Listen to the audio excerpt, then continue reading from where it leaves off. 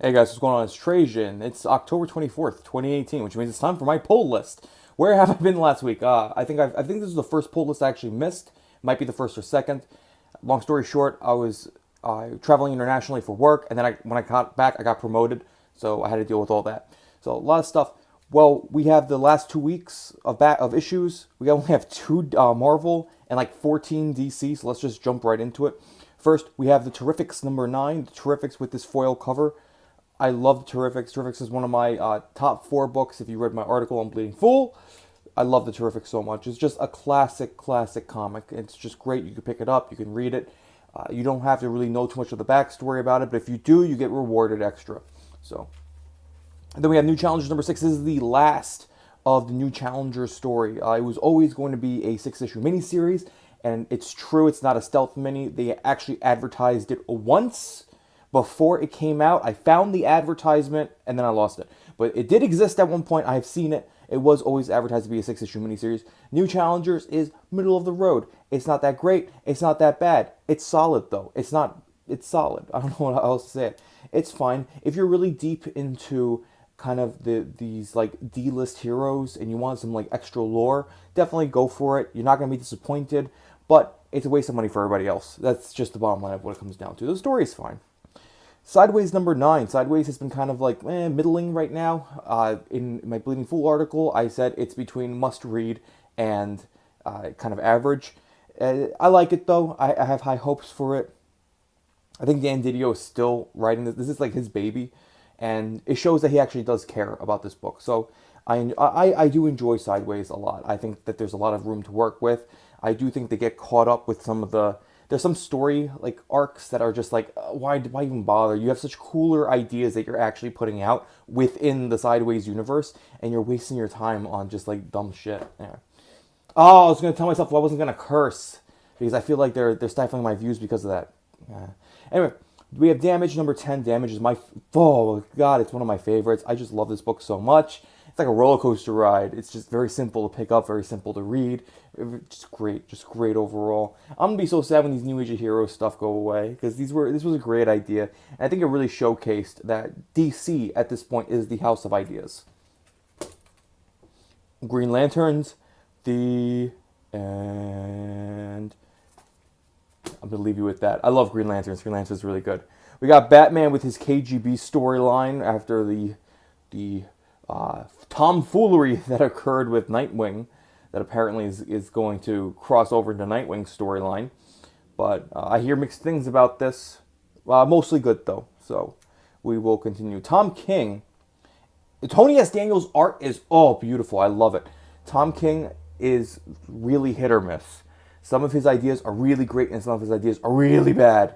He needs to be reined in better by his editors.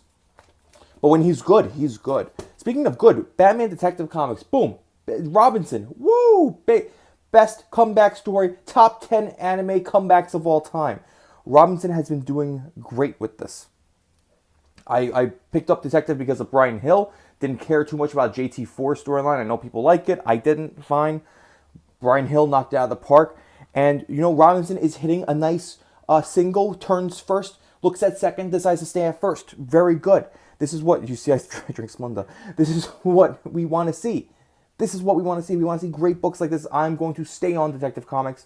Oh, what's his name? Is it Jurgens or Tomasi? I keep forgetting. One of them is getting Detective Comics next. I am so hyped for it. Detective Comics is going to be the best thing of all time. And I'm saying that, and guess what? I'm dropping Action Comics. Oh, spoiler alert. Splenda, get out of here. I drank you in my coffee already.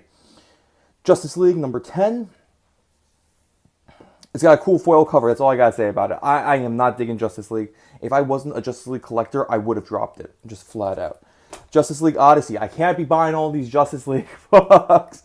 But the first issue was pretty good. So let's continue with the second issue. Also, it's got most of my favorite characters, and this cover art is beautiful. Woo! Woo! So then I'm doing the Witching Hour. Fine, sue me. But I am doing the Witching Hour, so I picked up 2, 3, and 4. I didn't realize there was a crossover with Wonder Woman. But Justice League Dark is actually pretty good. So I'm really hyped for this. We got the foil cover on the part 2. We got the foil cover on the Justice League Dark. And we got the full art. Is this Jenny Frison cover? Beautiful. gorgeous. The first issue of this was really good, and Justice League Dark overall has been really good. So it's one of those books. If I wasn't such a big Justice League like regular collector, I would have dropped Justice League regular, gone with Dark, and then had Odyssey on the bubble, so to speak. This is really good though.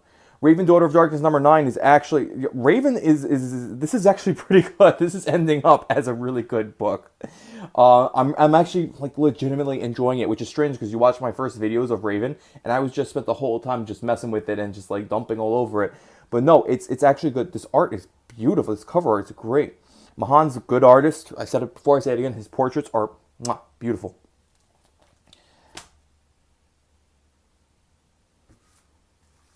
This is a nice cover, though. I'm not gonna lie, it's a nice cover.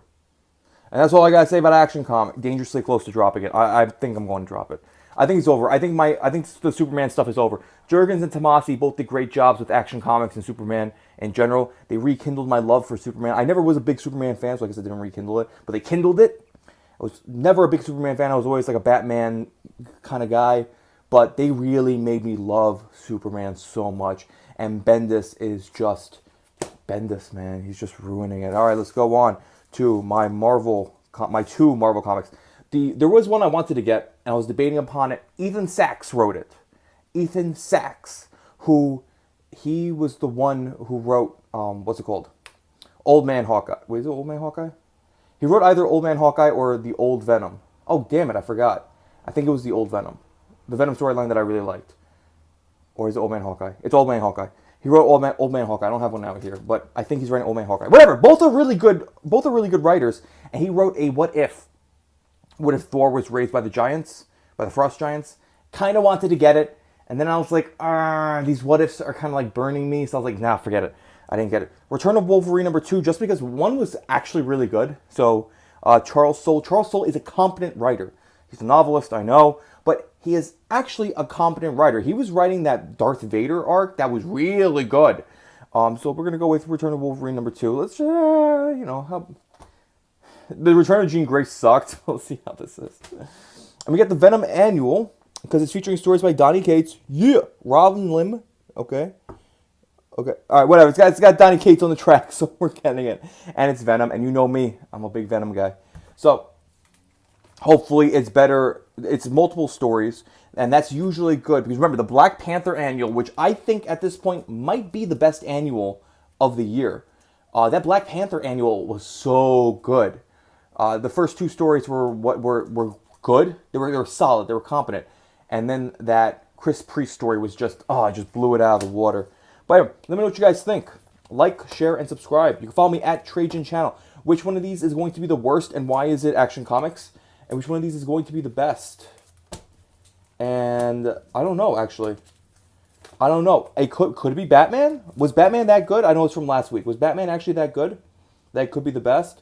I'm going to play it safe, and I'm going to go with Damage or the story arc from Justice League Dark, the Wonder Woman story arc, Witching Hour. Anyway, guys, I will catch you all later. Is it the end?